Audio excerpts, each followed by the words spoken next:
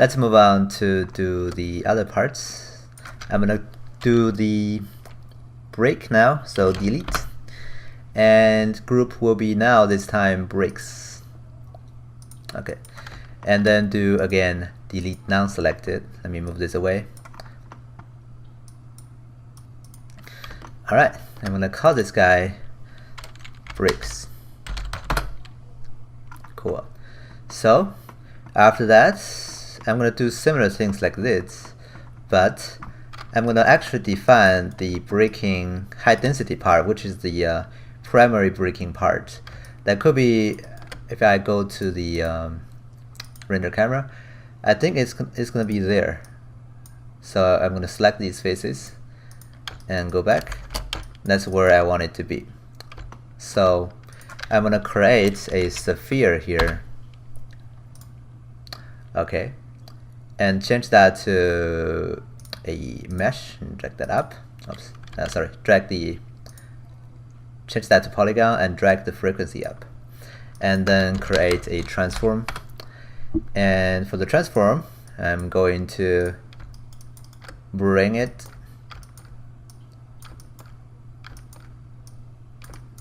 to the hit point. Alright, maybe make it a little smaller, so maybe I can go ahead and change the size of this guy.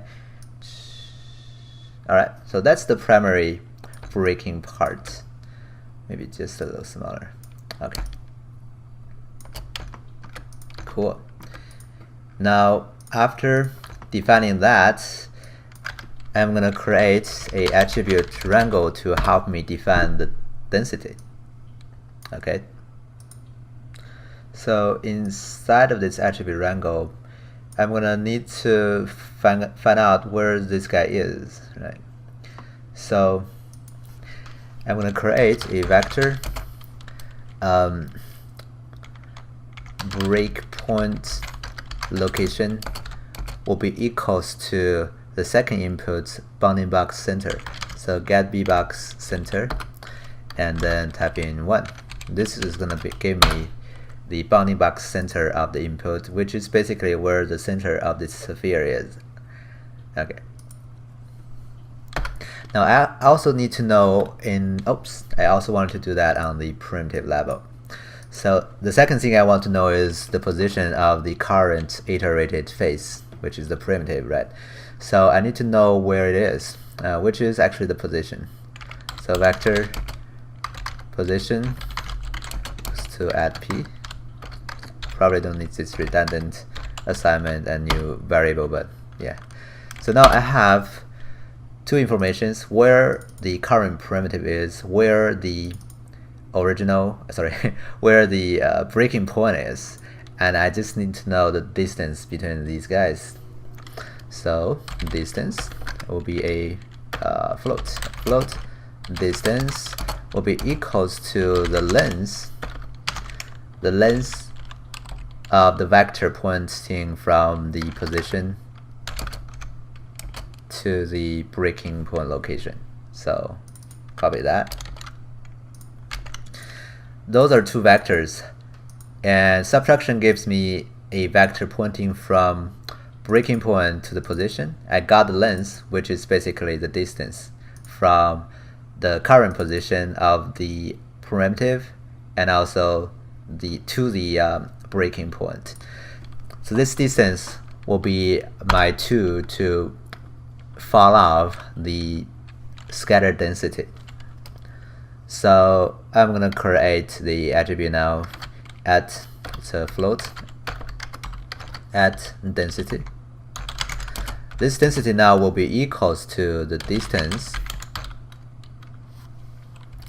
I'm gonna use a channel to subtract that. So channel max fallout density of distance. Right. How far away I want it to be 0, and minus the distance. The higher the distance is, which means the far away the primitive is from the breaking point, right? And the smaller this subtraction will be. And then I'm also gonna divide this result by, again, this channel here, max fallout distance. That's going to normalize this subtraction result to 0, 1 range. Okay. And then, because the distance can be higher and higher, right? So I have to have a way to clamp it so that it's only ranging from 0 to 1. So a clamp, and clamping this value from 0 to 1. Got an arrow here. Let's see. Invalid tab for casting. That's weird. Let me create the channel. Max follow-up distance. Oh, divide. Don't know why I didn't type in that. So the division now gives me a normalized 0 to 1 range, a normalized distance from 0 to 1, but when the distance gets bigger and bigger, it's going to go negative, and beyond that, and that's going to be beyond 0 to -1 and keep going. So that's why I'm clamping it. Okay. Just to visualize it, I'm also going to say, how about we do color too? So add CD will be equals to the density 2. Just to visualize it. Alright. If you look at it, we're not seeing anything because our max fallout distance is really small. Let's drag that up. As you can see, when I drag it up, it basically are going outwards from the breaking point. Okay, this is a way I can really define where I want the breaking point is. I can have more points scattered on this area and keep the other areas simple. It's going to also enhance the simulation time.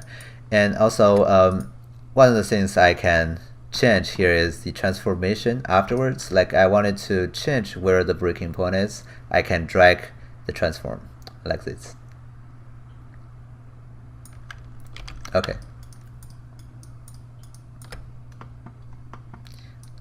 So now, after this, after I have this density attribute, I probably don't need the color anymore, so comment that. I'm going to actually do the scatter now. So scatter, okay. Again, scatter here will be using the density one more time. Okay, now you can see I only have those points on this density part. I can change how much I want.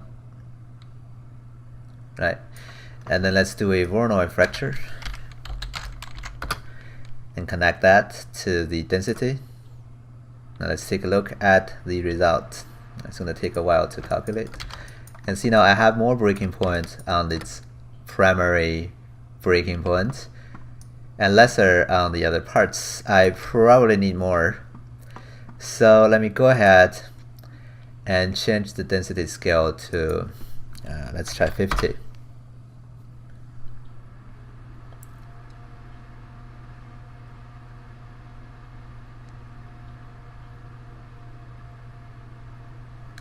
Hopefully you can calculate it faster, but my computer is a little slow. So anyway, now you can see much more smaller ones here and almost very little on the other parts. Basically is what I want.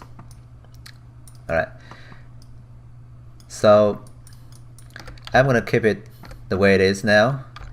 Maybe I can go back to adjust it later if I wanted to, but I think this is good. I'm gonna drag down a attribute wrangle. On the primitive level, I'm gonna say part will be equals to breaks. Now, cool. Now eventually, a null, and call this guy break fractured.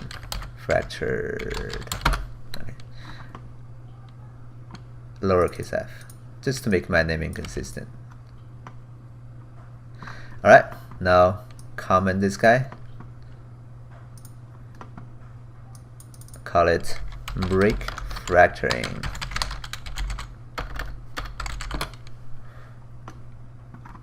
Let's also change that to metal fracturing. Alright, that's gonna be it for this tutorial. In the next one, we're gonna move on to the last piece, which are the wood part. So see you next time.